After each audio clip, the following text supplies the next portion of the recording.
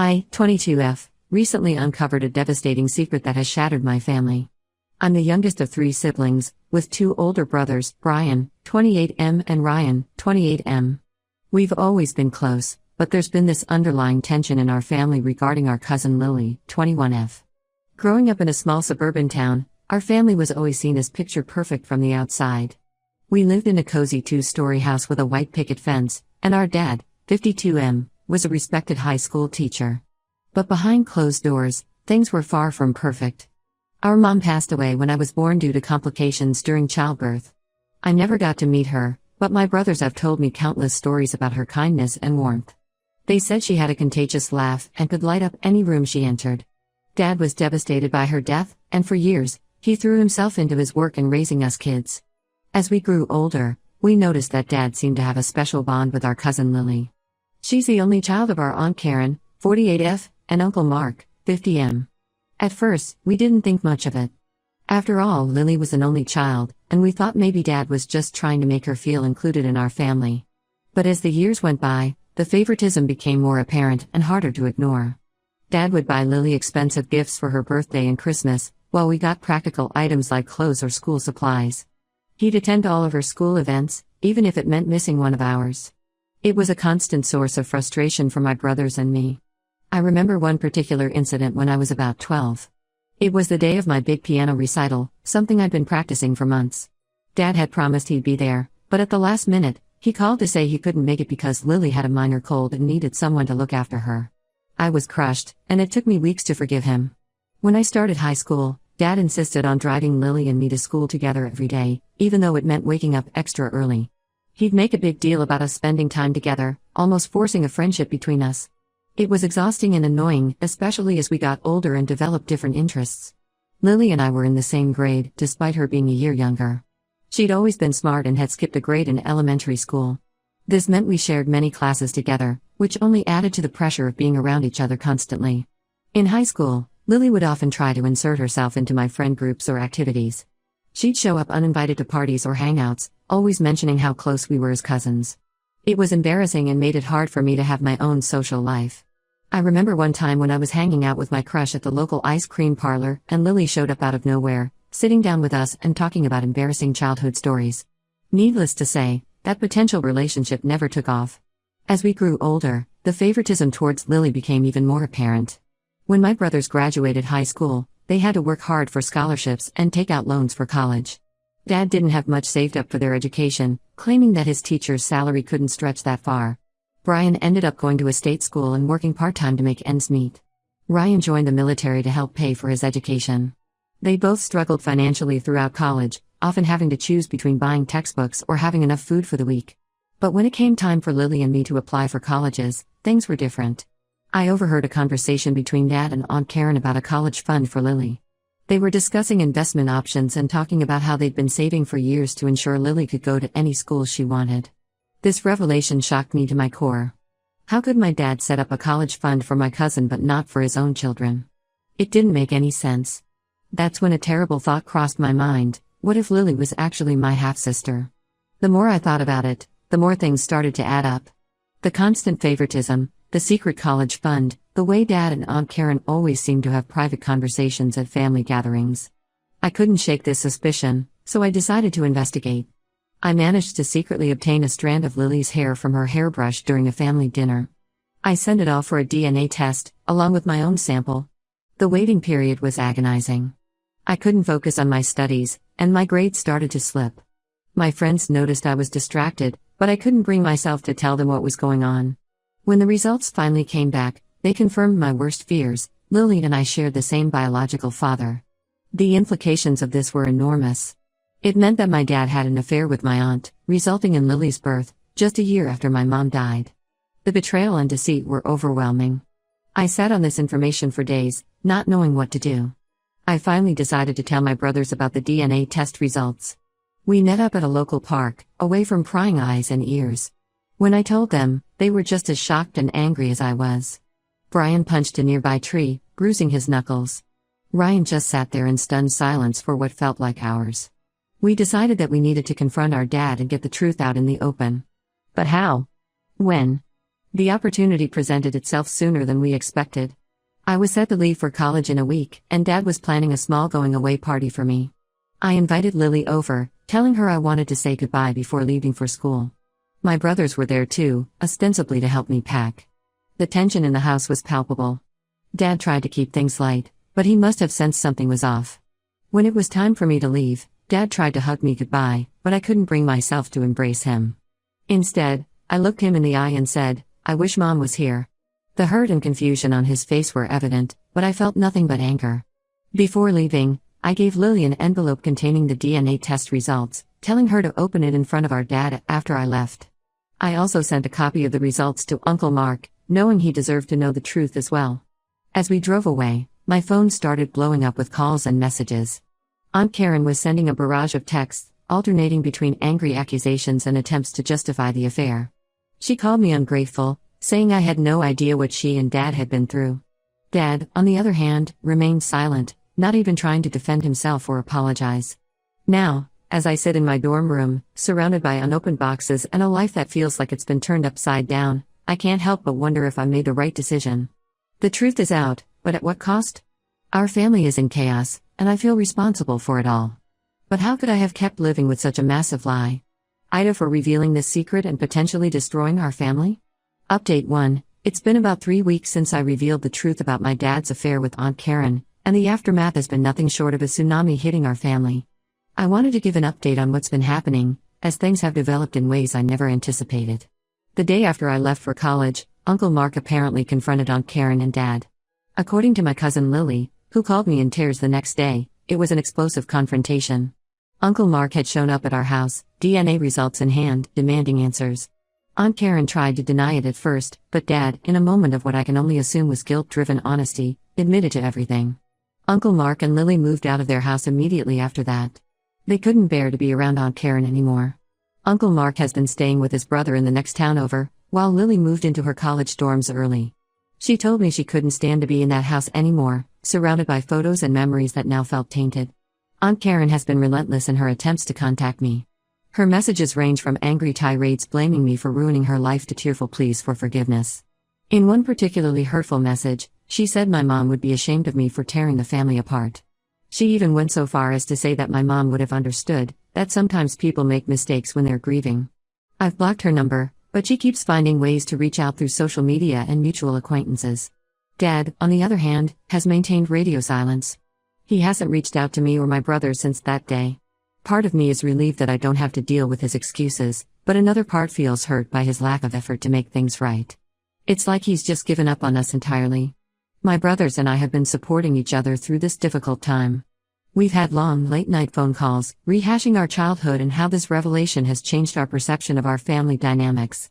Brian admitted that he always felt like Dad was harder on him than on Lily, pushing him to excel in sports and academics while praising Lily for the smallest achievements. Ryan shared a memory of overhearing Dad and Aunt Karen having a heated argument when we were kids, something about keeping promises and maintaining appearances. At the time, it didn't make sense, but now it's painfully clear what they were discussing. Lily reached out to me a few days ago. She was understandably upset and confused. We had a long, emotional phone call where she told me how betrayed she felt by her mom and our dad. She said she always wondered why her dad, Uncle Mark, seemed a bit distant at times, and now it all made sense. There were times when Uncle Mark would look at her with a strange expression, almost like he was searching for something in her face. Now we know he was probably looking for traces of our dad. Lily asked if we could maintain a relationship as cousins, ignoring the half-sister aspect. I agreed, as I don't want to punish her for our parents' mistakes. But I'd be lying if I said it wasn't awkward. Every time I look at her now, I see our dad, and it brings up all these complicated emotions. Uncle Mark called me as well. His voice sounded tired and strained, like he had aged years in just a few weeks. He thanked me for having the courage to expose the truth, even though it was painful.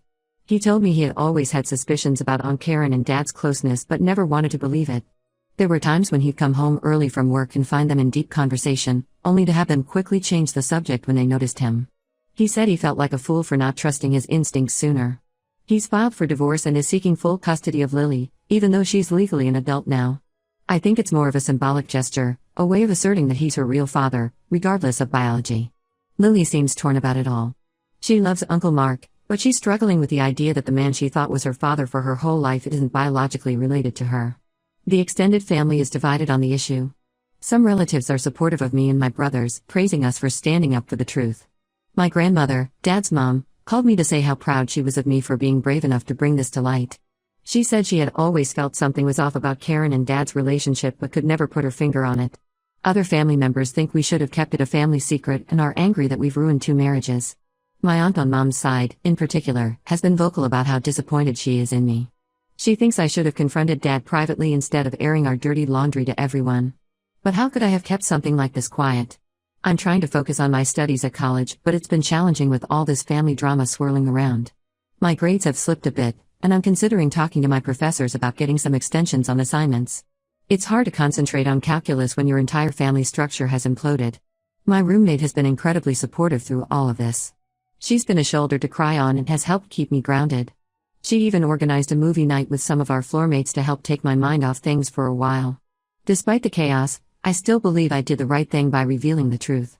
The lie had gone on for far too long, and everyone deserved to know. However, the guilt of being the one to cause so much pain still weighs heavily on me. I can't help but wonder what my mom would think of all this if she were still alive. Would she be disappointed in Dad? In me? Or would she understand why I had to do it? As I navigate this new reality, I'm trying to take it one day at a time. Some days are better than others. But through it all, I'm grateful for the unwavering support of my brothers. We've always been close, but this ordeal has brought us even closer. We're all we have left now, and we're determined to stick together, no matter what. Update 2. It's been about 2 months since my last update, and things have somewhat settled into a new normal for our family, though the tensions are still high and the wounds are far from healed. The divorce proceedings between Uncle Mark and Aunt Karen have begun, and it's getting messy. Uncle Mark is using the affair as grounds for the divorce, and he's seeking a larger share of their assets. He argues that since Aunt Karen betrayed him and lied for over 2 decades, she doesn't deserve an equal split. Aunt Karen is fighting back, claiming that the affair was a one-time mistake and that Uncle Mark had emotionally neglected her for years, pushing her into my dad's arms. Their lawyers are having a field day with it all, and it's painful to watch 2 people who were once so in love tear each other apart. I can't help but feel partially responsible for this, even though I know the real blame lies with Aunt Karen and Dad. Lily has been struggling with her identity and place in the family. She's been seeing a therapist to help her process everything, which I think is a good idea. She confided in me that she feels like she doesn't know who she is anymore. Her whole life, she thought she was the daughter of Mark and Karen, the beloved only child. Now she's grappling with being the product of an affair, the secret daughter of her uncle, and the half-sister of her cousins. It's a lot for anyone to handle. Her relationship with Aunt Karen is strained. Lily told me that she can barely look at her mom without feeling a mix of anger and betrayal. She's been spending more time with Uncle Mark, trying to rebuild their bond. It's sweet to see how Uncle Mark has stepped up, reaffirming his love for Lily and insisting that biology doesn't change the fact that he's her dad in every way that matters. My dad finally broke his silence and reached out to me and my brothers. He sent us each a long email, trying to explain his actions. He talked about how devastated he was after our mom's death, how he felt lost and alone trying to raise 3 kids on his own. He said Aunt Karen was there for him during the darkest time of his life, offering comfort and understanding. According to Dad, the affair was brief, just a few months of weakness and poor judgment. But when Aunt Karen got pregnant, they decided to keep it a secret to protect the family. He claimed they thought it would be easier this way, that revealing the truth would only hurt everyone involved. His justifications rang hollow to me. I couldn't help but think about all the years he spent favoring Lily over us, knowing she was his daughter.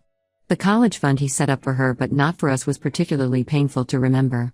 How could he claim to be protecting the family while consistently prioritizing Lily over his other children? Brian and Ryan had different reactions to Dad's email. Brian was furious and sent back a scathing reply, telling Dad never to contact him again. He said that Dad's actions were unforgivable and that he no longer considered him a father. Ryan, always the more diplomatic one, suggested we meet with Dad to hear him out in person. He argued that while what Dad did was wrong, maybe we should at least give him a chance to explain face to face. I'm torn about what to do. Part of me wants to hear Dad out, to try and understand how he could do this to us. But another part of me is afraid that seeing him will just bring up all the hurt and anger again. For now, I've decided to take some time to think about it before making a decision. I've been dealing with some fallout at college too. Word of the family drama somehow spread, and I've overheard whispers and caught people staring at me in the cafeteria or library. It's made me withdraw from social activities, and I've been spending more time alone in my dorm room. My roommate has been great, trying to coax me out to events or just to grab coffee, but most days I just don't have the energy for it. On a slightly positive note, this whole ordeal has brought me and my brothers closer together. We talk almost every day now, supporting each other through the emotional roller coaster. We're even making plans to get an apartment together after I graduate next year. The idea of having a space that's just ours, free from the complicated history of our childhood home, is really appealing. Aunt Karen has finally stopped trying to contact me directly, but I've heard from other family members that she's been badmouthing me to anyone who will listen. She's painting herself as the victim and me as the villain who destroyed a happy family. It's frustrating to hear, but I'm trying not to let it get to me. I know the truth, and so does everyone who matters. I'm still firm in my belief that exposing the truth was the right thing to do, but the consequences have been far-reaching and painful for everyone involved. It's a heavy burden to bear, knowing that my actions have irreversibly changed the course of our family's life. But I keep reminding myself that I didn't cause this situation, I just brought the truth to light. As I navigate this new reality, I'm focusing on my studies and trying to plan for my future. The support of my brothers and a few close friends has been invaluable. While our family may never be the same, I'm hopeful that we can all find a way to heal and move forward, even if it means creating a new kind of family dynamic. Update 3. It's been 6 months since my initial post, and I wanted to give one final update on our family situation. A lot has happened, and while things aren't perfect, we're all finding ways to move forward. The divorce between Uncle Mark and Aunt Karen was finalized last month. Uncle Mark got a favorable settlement, largely due to the evidence of the affair. Aunt Karen has moved out of state, reportedly to live with her sister and start fresh. I haven't heard from her directly in months, and honestly, I'm relieved. The distance has given everyone some much-needed space to process everything. My dad made several attempts to reconcile with us over the past few months. He showed up unannounced at Brian's workplace, trying to talk to him during his lunch break. Brian was furious and threatened to call security if Dad didn't leave immediately. Then Dad tried to ambush Ryan at his favorite coffee shop. Ryan, always the calmer one, listened to Dad for a few minutes before firmly telling him he wasn't ready to forgive and asking him to leave. When he realized he couldn't get through to my brothers, Dad focused his efforts on me. He started sending me care packages at college, filled with my favorite snacks and little gifts, things like fuzzy socks, scented candles, and gift cards to my favorite cafes. At first, I ignored them, but then I started donating the contents to the student food bank. I couldn't bring myself to enjoy anything from him, but I didn't want the items to go to waste. Dad even tried to pay off my student loans as a peace offering. When I got the notification that my loans had been paid in full, I was shocked. Part of me was tempted to accept it, after all, it would make my life so much easier. But I knew I couldn't. I contacted the financial aid office and had them reverse the payment. I couldn't let Dad buy my forgiveness. The final straw came when he showed up at my dorm room last week. I was shocked to see him there, standing awkwardly in the hallway with a bouquet of flowers. He begged me to hear him out, saying he had so much he needed to explain.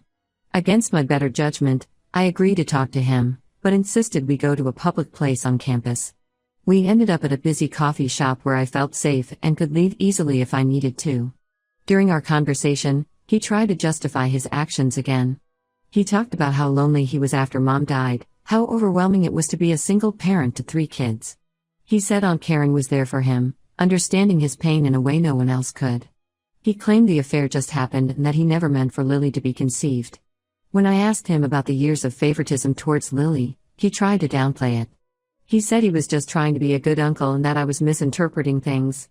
But when I brought up specific incidents, the missed recitals, the college fund, the constant praise, he couldn't deny it. He admitted that he felt guilty about Lily and overcompensated, but insisted he loved all of us equally. I listened to everything he had to say, but in the end, I couldn't find it in my heart to forgive him. The years of feeling second best to my own cousin, the financial support he gave her but not us, and the web of lies he maintained for over 2 decades, it was all too much. I told him that while I appreciated him reaching out, I needed time and space to heal. I asked him not to contact me again unless I reached out first. He looked defeated when I said this, but nodded in understanding. As he got up to leave, he told me he would always love me and would be there if I ever wanted to reconnect.